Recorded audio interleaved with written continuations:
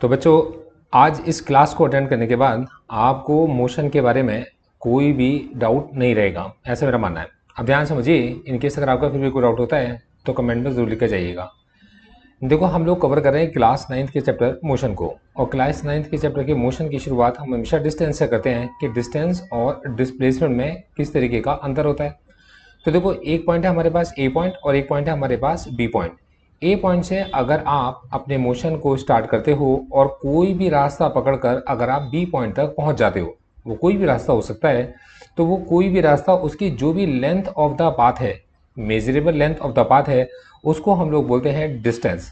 और डिस्प्लेसमेंट का मतलब होता है कि अगर आप ए से लेकर बी तक शॉर्टेस्ट पाथ कवर करते हो तो उस शॉर्टेस्ट पाथ की जो लेंथ है वो हमारे पास डिस्प्लेसमेंट कहलाती है। तो length of the path from A to B is called distance and shortest distance between A to B is called displacement। ये बात आप याद रखिएगा, दोनों की यूनिट मीटर होती है। क्वेश्चन आता है यूनिफॉर्म मोशन क्या होता है और नॉन यूनिफॉर्म मोशन क्या होता है। तो यूनिफॉर्म मोशन का मतलब है equal distance in equal interval of time. ये दो वर्ड्स आप बड़े ध्यान से समझ लीजिए कि इक्वल इंटरवल्स में आपके पास इक्वल डिस्टेंस, तो आप लिखोगे equal distance in equal intervals of time. If a body covers या body travels equal distances in equal intervals of time, the motion is called uniform motion. और यही चीज आपके पास में if a body travels equal distances in unequal interval of time, बस आपने क्या करना है, इसको अनइक्वल कर देना है और ये आपका नॉन यूनिफॉर्म मोशन बन जाएगा। तो आप याद रखोगे, if a body travels equal distances in equal intervals of time, uniform motion. If a body travels equal distances in unequal intervals of time, the motion is called non-uniform motion। ठीक है। अब बात आती है किसी चीज को एक्सेलरेट करने की, मतलब एक्सेलरेशन। तो एक्सेलरेटर, देखो बच्चों, दो चीज होती हैं, एक है आपके पास में एक्सेलरेटर और एक है आपके पास में ब्रेक। तो एक्सेलरेटर और ब्रेक दोनों ही एक काम करते हैं, वेलोसिटी को चेंज करते हैं। एक्सेलरेटर से आप स्पीड को कार की बढ़ा सकते हो और ब्रेक से आप कार की स्पीड को डिक्रीज कर सकते हो।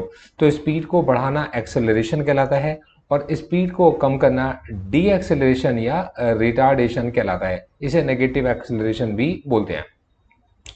तो एक्सेलरेशन का मतलब है चेंज करना वेलोसिटी को विद रिस्पेक्ट टू टाइम, मतलब change in velocity per unit time is called acceleration. तो यह change in velocity with respect to time is called acceleration. हम इसको लिखते हैं change in velocity per unit time is called acceleration. ठीक है।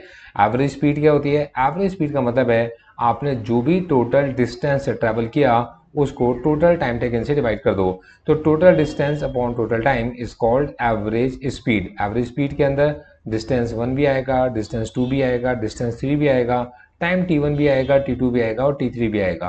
अब बच्चों, बड़ा इंपॉर्टेंट होता है, अगर कभी स्पीड पता हो और आपको डिस्टेंस निकालना हो तो आप डिस्टेंस का फॉर्मूला स्पीड इनटू टाइम लगाते हो, और स्पीड पता हो और आपको टाइम निकालना हो तो formula distance upon speed time के लिए लगाते हो।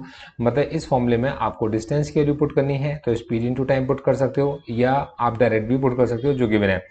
और अगर आपको टाइम पता हो तो टाइम पुट कीजिए, वरना टाइम को आप डिस्टेंस अपॉन स्पीड से निकाल कर भी पुट कर सकते हो। मैं इसके ऊपर बेस्ड क्वेश्चंस आगे कवर अप करूंगा।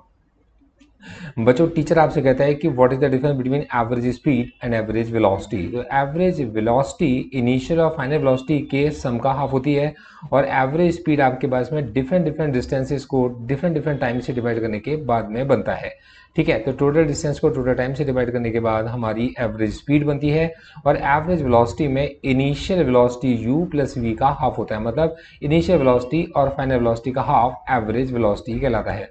अब बच्चों, ध्यान से समझना, बड़ी इंपॉर्टेंट होती हैं तीन इक्वेशन ऑफ मोशन और इनको याद करना। तो वेलोसिटी को जब भी टाइम के साथ में कनेक्ट करना हो तो एक्सेलरेशन होता है वेलोसिटी में change with respect to time. यहाँ से t इधर मल्टीप्लाई में जाएगा तो at आपका v माइनस यू बन गया, और माइनस का u उधर जाकर प्लस का u हो जाएगा, तो v is equal to u plus at आपके पास बन जाता है।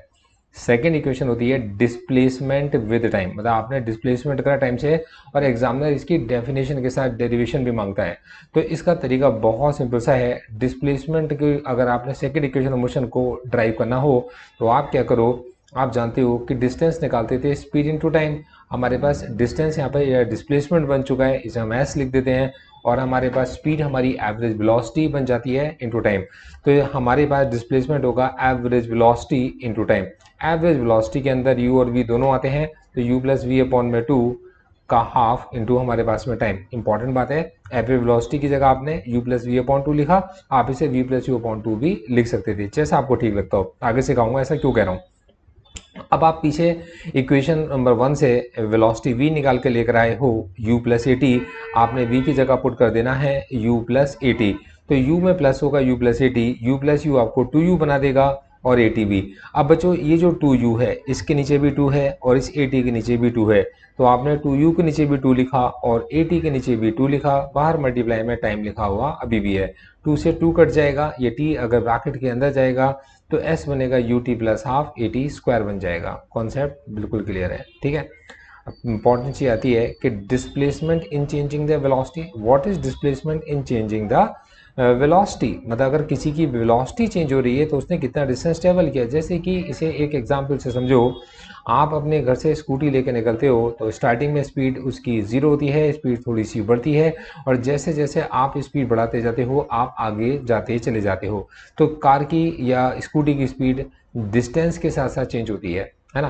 तो हमारे पास में एस निकालने का तरीका, मतलब डिस्प्लेसमेंट निकालने का तरीका वही average velocity into time, u plus v upon 2 into time. और टाइम निकालने के लिए आप अपनी इक्वेशन नंबर 1 में जाते हो, जहां acceleration v minus u upon D था, t की value v minus u upon में a पुट की जा सकती है।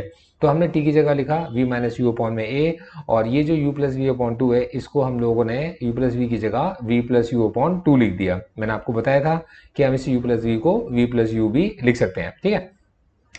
तो v प्लस यू अपॉन 2 जो कि एवरेज वेलोसिटी है, और टाइम t की जगह v minus u upon a आ गया, जो आपने a is equal to v minus u upon t से निकाला था।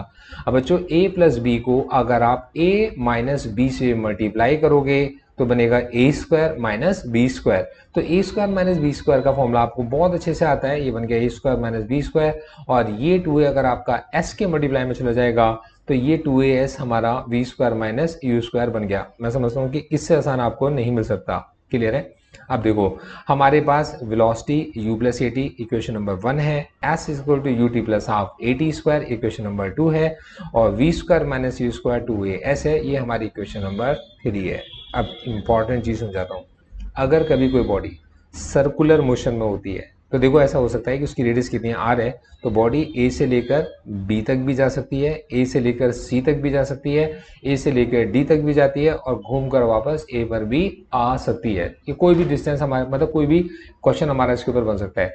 अब टीचर ने बोला कि बॉडी अगर a से घूमकर वापस a पर आती है तो कितना डिस्टेंस ट्रेवल करा होगा। तो टोटल डिस्टेंस ट्रेवल करा होगा इसने जो भी सर्कल की सर्कमफेरेंस है, मतलब 2πr। तो 2πr is the total distance travelled by the body. अब टीचर कहती है what is the displacement travelled by the body in one uniform revolution. एक यूनिफॉर्म रिवॉल्यूशन लिया, ए पॉइंट से स्टार्ट करके ए पर पहुंचती है, इनिशियल फाइनल पॉइंट दोनों ए हैं, तो हमारे पास डिस्प्लेसमेंट हमारा 0 बन जाता है। तो ए से स्टार्ट किया, ए पर वापस आ गए, डिस्प्लेसमेंट कितना आपके पास 0 इन वन रिवॉल्यूशन।